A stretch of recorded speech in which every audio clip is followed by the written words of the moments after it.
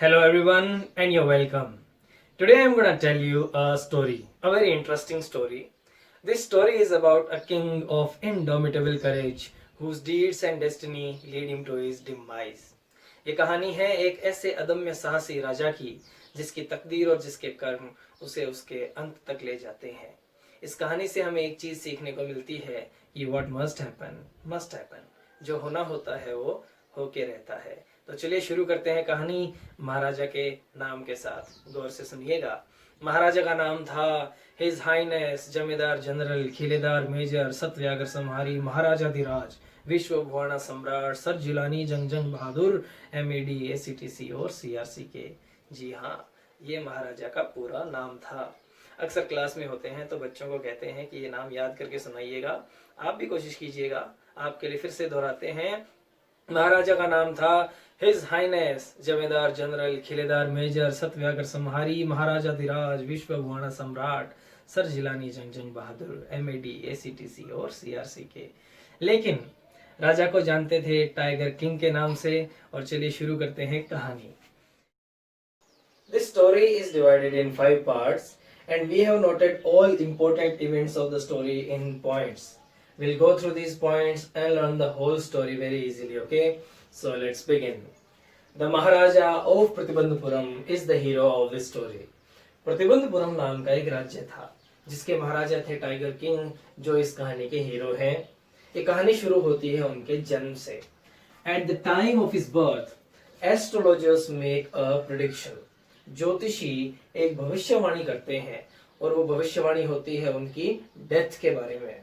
वो इस तरह से होती है कि वो कहते हैं the child will grow up to become warrior of warriors, hero of heroes and champion of champions, but one day he would have to die. वो कहते हैं कि ये बच्चा बड़ा होके योद्धाओं का योद्धा बनेगा, नायकों का नायक और विजेताओं का विजेता, लेकिन उसे एक दिन मरना पड़ेगा। अब इसी भविष्यवाणी के वक्त एक मिरेकल होता है, एक चमत्कार होता है। चमत्कार ये कि 10 days infant speaks up very clearly and loudly. उस दिन वो बच्चा सिर्फ 10 दिन का होता है और वो 10 दिन का बच्चा बोल उठता है, और सिर्फ बोलता ही नहीं, उन सभी एस्ट्रोलॉजर्स से एक सवाल करता है। वो कहता है, ओ वाइज प्रोफेट्स, अरे ओ बुद्धिमान पैगंबरों, all those who are born will one day have to die. जितने भी लोग जन्म लेते हैं उनको एक दिन तो मरना ही है। We don't need your predictions to know that. ये जानने के लिए कि हमारी मौत होगी, हमें आपकी भविष्यवाणी की क्या जरूरत? There would be some sense in it if you could tell the manner of that death. आपकी भविष्यवाणी को हम तब सार्थक माने अगर आप हमारी मृत्यु का कारण बता सकें। तो ये बात देखकर, ये एक नजारा देखकर सारे हक्के बक्के रह गए। किसी को यकीन नहीं हुआ कि 10 दिन का बच्चा बोल कैसे सकता है। लेकिन जब उनको श्योर हो गया, when they all became sure that the child, the infant, it was the infant that spoke, then the chief astrologer, तो मुख्य ज्योतिषी ने कहा कि the child is born under the hour of the bull. The bull and the tiger are enemies, therefore the death comes from a tiger. तो कहते हैं कि बच्चा वृषभ राशि में पैदा हुआ है। वृषभ यानी बैल, बैल और बाघ दोनों दुश्मन होते हैं, इसलिए इस बच्चे की मौत एक टाइगर से होगी, एक टाइगर इसकी मौत का कारण बनेगा। और उसी बात पर ये सुनकर वो 10 दिन का बच्चा क्या कहता है? वो कहता है, लेट द टाइगर्स बीवेयर। अगर ऐसा है तो सारे टाइगर से कह दो सावधान रहे। और इस तरह से पहला एपिसोड कहानी का पूरा हो। Then the crown prince grows taller and stronger day by day. फिर वो राजकुमार दिन ब दिन बड़ा, बहादुर और बलवान होते जाता है। Then his bringing up. It is a very humorous part of the story that his bringing up is done all in English. उनका लालन पालन पूरी तरह से इंग्लिश में होता है। कैसे? He drinks milk of an English cow. अंग्रेजी गाय का दूध पीता है। He is brought up by an English nanny. एक अंग्रेज दाई माँ के द्वारा ही पाला पोसा जाता है। He is taught by an English tutor in English. और अंग्रेजी में एक अंग्रेज द्वारा ही पढ़ाया जाता है। And he watches nothing but English movies, और इंग्लिश मूवीज के अलावा और कुछ नहीं देखता. So in this way he is bringing up his son. Then at the age of 20, फिर जब वो 20 साल का हो जाता है, the state comes into his hands and he becomes the king. फिर राज्य उसके हाथों में आ जाता है और वो राजा बन जाता है. तो जब वो राजा बनता है तो वो रूमर, वो एक अफवाह जो फैलती हुई पूरे राज्य में फैली हुई थी, वो उसके कानों तक पहुंचती है कि उसकी डेथ का कारण एक टाइगर बनेगा. बस ये सुनकर उसको एक पुरानी कहावत याद आती है. वो सेइंग ये होती है कि you may kill even a cow in self defence. आप आत्मरक्षा के लिए एक गाय को भी मार सकते हैं. So after all tiger is a savage beast. Tiger तो एक हिंसक प्राणी है, उसको क्यों नहीं मारा जा सकता. यही सोचकर he goes on a tiger Hunt and kills a tiger.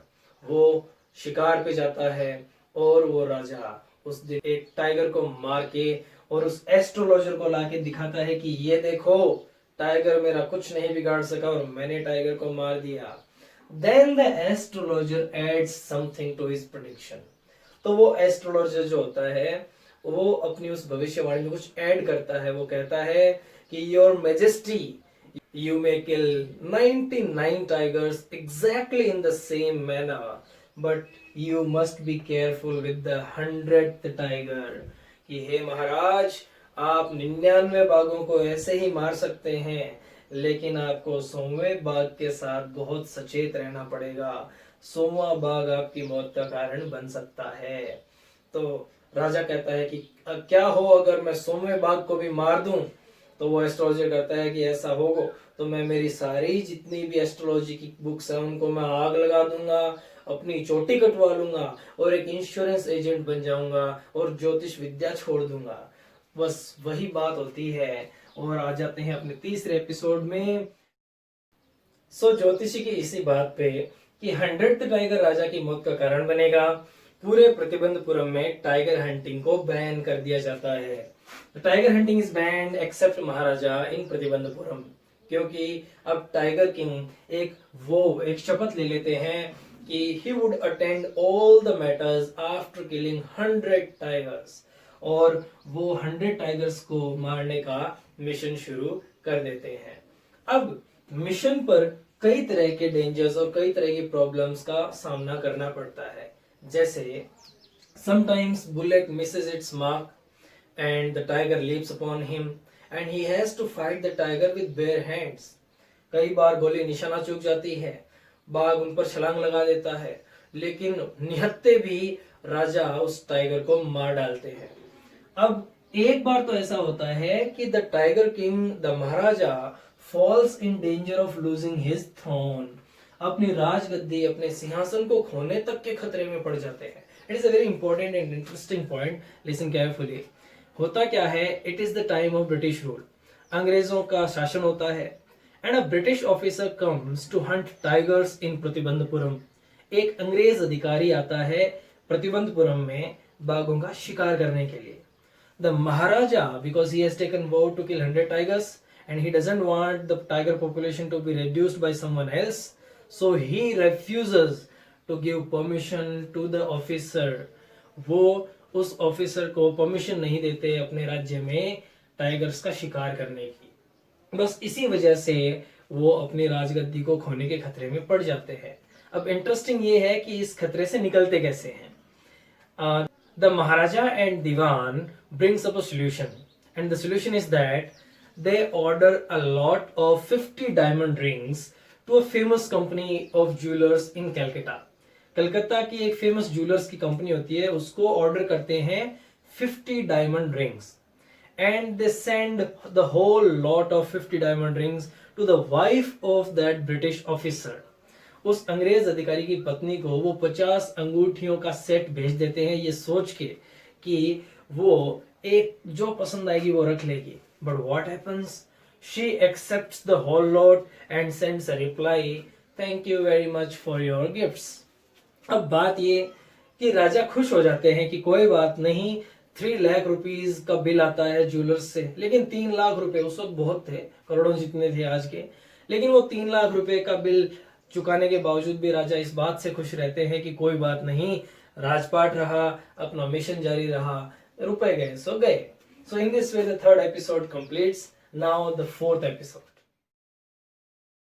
The Maharaja's tiger hunts continue to be highly successful and within 10 years he is able to kill 70 tigers. 10 सालों में राजा 70 बाघों को मार देते हैं. लेकिन अब एक बड़ी समस्या आ खड़ी होती है, वो ये कि in Pratibandapuram the tiger population becomes extinct. Pratibandapuram में बाघों की जनसंख्या खत्म हो जाती है. अभी भी 30 बाघ मारे जाने बाकी होते हैं. So the Maharaja thinks of a plan. He calls the Diwan, the minister of his court, and asks him to find such a state which has large tiger population.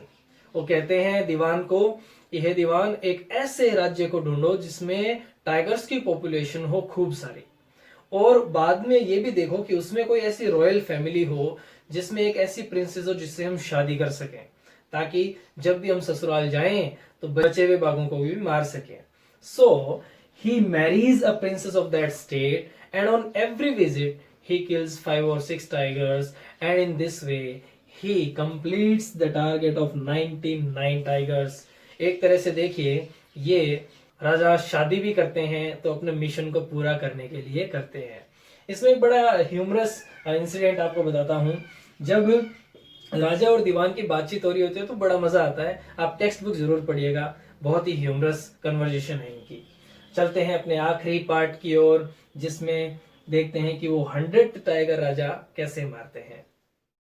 So when there remains just one tiger to be killed, Maharaja's anxiety reaches a fever pitch. जब सिर्फ एक बाघ मारे जाना बाकी होता है तो महाराजा की चिंता चरम सीमा तक पहुंच जाती है, और गुस्से में कई अधिकारी अपनी नौकरियां भी खो देते हैं. Then one day, फिर एक दिन, a news comes from a village. पास के ही गांव से खबर आती है कि उस गांव में भेड़ें गायब होना शुरू हो गई है, और ये अनुमान लगाया जाता है कि ये काम डेफिनेटली किसी टाइगर का है. राजा को बड़ी खुशी होती है इस खबर से, और वो तुरंत उस गांव को 3 साल के लिए एग्जम्प्ट कर देते हैं टैक्सेस से, यानी उस गांव के 3 साल के कर को बिल्कुल फ्री कर देते हैं, मुक्त कर देते हैं. लेकिन कई दिनों तक जंगल में उस टाइगर को ढूंढने के बाद भी जब वो टाइगर नहीं मिलता तो गुस्से में आकर उस गांव की टैक्सेस को डबल कर देते हैं. अब ये सब देखकर दीवान, जो मंत्री होता है राजा का, उसको एक बात समझ में आती है कि अगर ऐसे ही चलता रहा, राजा को अगर अपना गुस्सा इस तरह से काबू में नहीं आया और राजा को अगर 100 टाइगर नहीं मिला तो लोग विरोध में आ जाएंगे. People will feel discontented and the state will fall prey into the hands of Indian national Congress, यानी एक तरह से राजा का राजपाट छिन जाएगा. तो दीवान एक तरकीब निकालता है. The dewan arranges a tiger from a zoo of Madras. Madras के पीपल्स पार्क नाम के चिड़ियाघर से वो एक बाघ लेकर आता है और वहां ले जाकर छोड़ देता है जहां पर राजा शिकार कर रहे होते हैं. और जब वो टाइगर राजा के सामने आता है, राजा निशाना लगाते हैं और गोली चलाते हैं. लेकिन संयोग देखिए, वो गोली उस टाइगर को छू के निकल जाती है. From the shock of the bullet the tiger faints. The king shoots the tiger but the tiger faints and does not die. वो बाघ सिर्फ बेहोश हो जाता है उस गोली के झटके से, मरता नहीं. और राजा को ऐसा लगता है कि उन्होंने 100 टाइगर को मार दिया. खुशी से फूले नहीं समाते और आनंद फानंद में वो वहां से पीछे जो हंटर्स होते हैं उनको ये आदेश देकर आ जाते हैं कि इस टाइगर को ग्रैंड प्रोसेशन के साथ बड़े भारी जुलूस में लाया जाए और उसके ऊपर एक टोम्ब यानी एक मकबरा, एक समाधि बनाई जाए. ऐसा ही करते हैं. तो वो जब हंटर्स उस टाइगर को लेने के लिए जाते हैं, उठाने के लिए, तो उनको ये पता चलता है कि टाइगर तो मरा नहीं है, लेकिन उनको डर लगता है बताने के लिए. राजा को जब ये बताएं कि टाइगर मरा नहीं तो हो सकता है वो अपनी नौकरी खो दें, तो उनमें से एक हंटर क्या करता है, बिना राजा को बताए गोली चला के उस टाइगर को मार देता है. फिर वैसा ही किया जाता है जैसा कि राजा ने कहा. तो एक तरीके से देखें तो 100 टाइगर को राजा नहीं मार पाता. अब कुछ दिन बाद में इस कहानी के क्लाइमैक्स की ओर बढ़ रहे हैं. गौर कीजिएगा, बड़ा इंपॉर्टेंट और इंटरेस्टिंग किस्सा है. एक दिन, कुछ दिन बाद में महाराजा के बेटे का बर्थडे आता है. जब महाराजा के बेटे का बर्थडे आता है तो वो ये सोचते हैं कि इतने दिन तक मैंने किसी भी सेलिब्रेशन में हिस्सा नहीं लिया, मैं मेरे बेटे को, राजकुमार को, एक शानदार सा तोहफा दूंगा। तो वो शॉपिंग करने जाते हैं और पूरे मार्केट में घूमने के बाद उनको एक कारपेंटर की शॉप में एक वुडन टॉय टाइगर नजर आता है, लकड़ी का बना हुआ एक टाइगर। वो शॉपकीपर के पास जाते हैं और कहते हैं कि ये बाग कितने का है। अब वो वुडन टॉय टाइगर, ये पॉइंट ध्यान में रखिएगा, वो वुडन टॉय टाइगर किसी अनस्किल्ड पेंटर का बनाया हुआ होता है, एक अकुशल कारीगर का बनाया हुआ। लेकिन वो शॉपकीपर इस डर से नहीं बताता कि महाराजा हैं, इनको अगर कम प्राइस बताई तो स्टेट में कुछ इमरजेंसी के रूल्स हैं, उनके अकॉर्डिंग मुझे सजा ना दे दें। तो वो कहता है कि your majesty, it is a rare example of craftsmanship, ये हस्तकला का एक दुर्लभ नमूना है, 300 रुपीज। वो एक बड़ी रकम बताता है, राजा को बड़ा अच्छा लगता है और राजा कहता है कि ठीक है, यही तोहफा हम देंगे हमारे राजकुमार को। कुछ दिन बाद महाराजा और प्रिंस दोनों उस वुडन टॉय टाइगर के साथ खेल रहे होते हैं, और जैसा कि हमें पता है कि वो वुडन टॉय टाइगर एक अनस्किल्ड कारपेंटर का बनाया हुआ था, तो उसके ऊपर उसका सरफेस रफ था और उसके सरफेस पर पतले पतले नुकीले रेशे या लकड़ी के छोटे छोटे पतले पतले टुकड़े निकले हुए थे। उनमें से एक स्लीवर pierced, one of the slivers over the surface of that wooden toy tiger pierces into महाराजा's hand. महाराजा के हाथ में वो चुभ जाता है, उससे इन्फेक्शन फैल जाता है, और इन्फेक्शन फैलने के बाद मद्रास से कई डॉक्टर्स को बुलाया जाता है, ऑपरेशन होता है, लेकिन महाराजा की डेथ हो जाती है। और इस तरह से एक वुडन टॉय टाइगर पीछे के 99 टाइगर्स जिनको उस टाइगर किंग ने मारा, उनका वो बदला सिर्फ एक वुडन टॉय टाइगर लेता है, और उस एस्ट्रोलॉजर की प्रेडिक्शन बिल्कुल सच हो जाती है। And this was the story of the tiger king whose destiny and deeds led him to his demise. हमें एक और मैसेज मिलता है कि अगर तकदीर नाम की कोई चीज है और उसमें कुछ लिखा हुआ हो तो हम चाहे कितने ही प्रयास कर लें, हमारी तकदीर हमें वहां तक ले ही जाती है, भले अच्छा लिखा हुआ हो या बुरा लिखा हुआ हो। अब चलते हैं क्वेश्चन आंसर्स की ओर। So these are the first 5 short answer type questions, note कर लें, उसके बाद में एक बार डिस्कस करते हैं। Alright, who was the tiger king, why did he get that name? कौन थे? प्रतिबंधपुरम के महाराजा टाइगर किंग थे। उनको ऐसा नाम क्यों मिला? क्योंकि एक तो वो टाइगर के जितने ही ब्रेव थे, he was as brave as a tiger, और second he also killed 99 tigers, so he got that name, इसलिए उनको ये नाम मिला। Second question, what miracle happened when the tiger king was just an infant? क्या miracle हुआ था कि 10 दिन के थे, वो एक शिशु थे, लेकिन उसके बावजूद भी बोले और उन्होंने इंटेलिजेंट क्वेश्चंस पूछे। So when the tiger king was just an infant of 10 days, he spoke very clearly and asked intelligent questions when the astrologers predicted his death. और जब एस्ट्रोलॉजर्स ने उनकी डेथ को प्रेडिक्ट किया, he asked them the manner of his death. It was a miracle. उन्होंने अपनी मौत का तरीका पूछा, कारण पूछा। How was the Prince Jungjung Bahadur brought up? कैसे पालन पोषण हुआ था उनका? All in English. कैसे? He was brought up by an English nanny. एक इंग्लिश दाई माँ के द्वारा पाला पोसा गया। He drank the milk of an English cow. अंग्रेजी गाय का दूध पीते थे। He was taught in English by an Englishman. अंग्रेज के द्वारा अंग्रेजी में पढ़ाया जाता।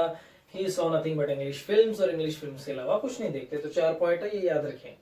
You may kill even a cow in self defense. What did this old saying mean to the king? आप एक गाय को भी मार सकते हैं, ये कहावत उन्होंने सुनी थी। अब इसका क्या मतलब था टाइगर किंग के लिए? यही मतलब था, for the king, for the tiger king the old, this old saying means that, ये मतलब था कि इफ, अगर one can kill a cow in self defence, अगर आत्मरक्षा के लिए अगर कोई गाय को भी मार सकता है, there is no harm in killing a tiger in self defence. तो आत्मरक्षा के लिए एक बाघ को मारने में कोई गलत नहीं, कोई नुकसान नहीं। After all it was a savage या वाइल्ड बीस्ट, ये एक जंगली जानवर था। Alright, fifth question, how did the king feel when he killed his first tiger? पहला बाघ मारा तो कैसा लगा? और why did he send for? send for phrasal verb होती है जिसका मतलब बुलाना, तो उन्होंने क्यों बुलाया रॉयल एस्ट्रोलॉजर को? उस शाही ज्योतिषी को क्यों बुलाया? इसलिए बुलाया, देखिए पहले तो कैसा लगा, एक्सट्रीमली हैप्पी, बहुत ज्यादा खुश थे। He was thrilled beyond measure, यानी कोई सीमा नहीं थी, इतने रोमांच से भर गए थे। उसके बाद में he sent for the saint, उन्होंने इसीलिए बुलाया उस रॉयल एस्ट्रोलॉजर को, बिकॉज क्योंकि he wanted to show him, वो ये दिखाना चाहते थे उससे कि he had proved his prediction false, कि उस एस्ट्रोलॉजर की प्रेडिक्शन को उसने फॉल्स, यानी टाइगर किंग ने फॉल्स, झूठा साबित कर दिया है। ऑलराइट, बढ़ते हैं नेक्स्ट क्वेश्चन आंसर्स की ओर। Question number 6, why was the tiger hunting banned in Pratibandapuram? क्यों बंद कर दी गई थी? क्योंकि 100 टाइगर्स मारने थे महाराजा को, और दूसरी बात वो ये नहीं चाहते थे कि किसी के भी द्वारा टाइगर की पॉपुलेशन रिड्यूस की जाए। Alright, 7th question, what steps did the tiger king take to complete his mission? क्या क्या स्टेप्स ली? पहली स्टेप टाइगर हंटिंग बैन की, दूसरी स्टेप उन्होंने शपथ ले ली कि सभी मैटर्स को वो 100 टाइगर्स को मारने के बाद ही देखेंगे, और तीसरी स्टेप उन्होंने ली थी जब टाइगर पॉपुलेशन एक्सटिंक्ट हो गई थी तो उन्होंने शादी की थी अपने मिशन को पूरा करने के लिए। First the tiger king band the tiger hunting in the state, second then he vowed to attend all the matters after killing 100 tigers, and then at last he also married a princess, एक ऐसी राजकुमारी से शादी की, of a state having large tiger population, just to complete his mission. फिर 8, why did the tiger king decide to marry a girl of royal family of a state with a large tiger population? तो वही बात है, जब tiger population क्या हो गई, extinct हो गई प्रतिबंधपुरम में, स्टिल 30 टाइगर्स रिमेन्ड, और 30 टाइगर्स अभी भी बाकी थे मारे जाने, to be killed by the tiger king, so he decided to marry a girl of a royal family of a state with large tiger population. Right, अब देखिए लॉन्ग आंसर टाइप में 4th क्वेश्चन है, what was the rumour rife in Pratibandapuram, यानी क्या अफवाह के रूप में फैली हुई बात थी प्रतिबंधपुरम में? तो इसको लॉन्ग आंसर से पहले आप पहले शॉर्ट आंसर्स में इसको प्रिपेयर कर लीजिए, फिर इसको लॉन्ग आंसर्स में भी हम प्रिपेयर करेंगे। When the astrologers made a prediction about the death of the prince, जब प्रिंस की डेथ की प्रेडिक्शन की एस्ट्रोलॉजर्स ने, he was just an infant of 10 days, but वो सिर्फ 10 दिन के थे, लेकिन he spoke up and asked the manner of his death, वो बोले और उन्होंने अपनी मृत्यु की तरीके को पूछा उन एस्ट्रोलॉजर्स से। ये बात, ये अकाउंट, ये विवरण, ये घटना was just a rumor rife in Pratibandapuram, ये एक अफवाह के रूप में फैली हुई थी, किसी ने इसको माना नहीं। No one could believe it, कोई इस पर भरोसा नहीं कर सका। नोट कर लीजिए, बढ़ते हैं लॉन्ग आंसर्स की ओर। लॉन्ग आंसर टाइप क्वेश्चंस का फर्स्ट वन, एक बात ध्यान रखें students, long answer type questions आपके 7 मार्क्स के आते हैं, ठीक है?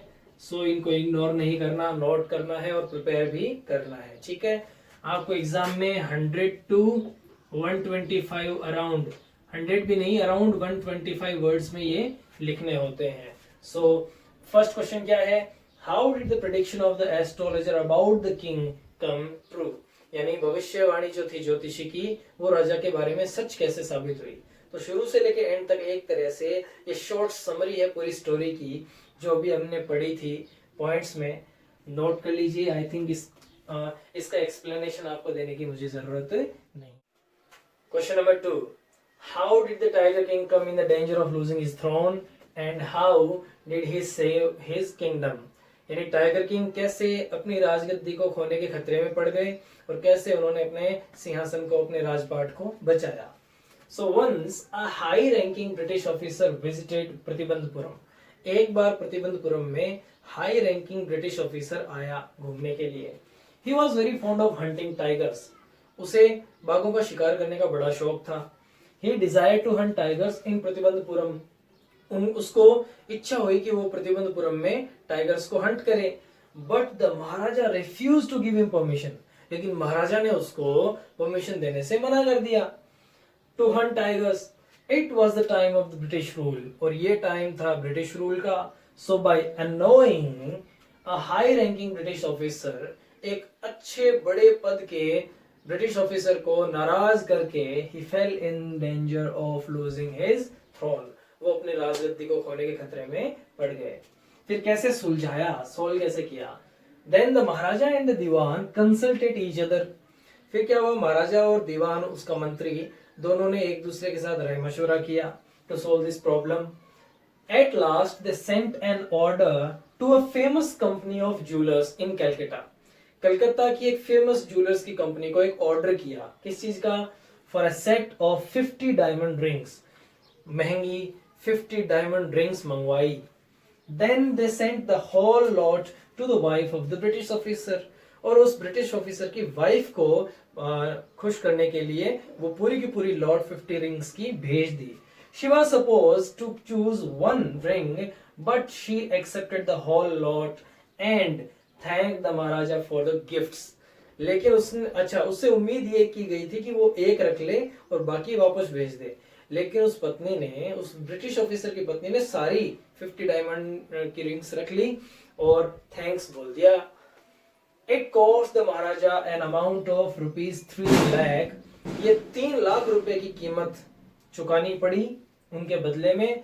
But he was happy that the problem was solve. लेकिन राजा खुश थे कि चलो प्रॉब्लम सॉल्व हो गई. इन this way he retained his kingdom. और इस तरह से उन्होंने अपने किंगडम को बचा लिया. ऑलराइट, नोट कर लीजिए. So this is the last question of long answer types. Question number 3, how was the 100th tiger found and killed. 100वां बाघ, आखिरी बाघ कैसे पाया गया और कैसे उसको मारा गया. देखिए, when there remain just one tiger to be killed, जब सिर्फ एक बाघ बचा मारे जाने के लिए, the Maharaja's anxiety reached a fever pitch. तो महाराजा की चिंता चरम सीमा तक पहुंच गई. He avoided all the affairs of the state. राज्य के सभी मामले उन्होंने अवॉइड कर दिए, नजरअंदाज करने शुरू कर दिए. कंसिडरिंग द सिचुएशन, और इसी सिचुएशन को समझकर the dewan understood that, dewan ये बात समझ गए कि if the maharaja did not find the tiger, कि अगर महाराजा को वो आखिरी बाघ नहीं मिला, the results would be dangerous. तो इसके परिणाम बड़े खतरनाक होंगे. So the dewan brought a tiger from the People's Park in Madras.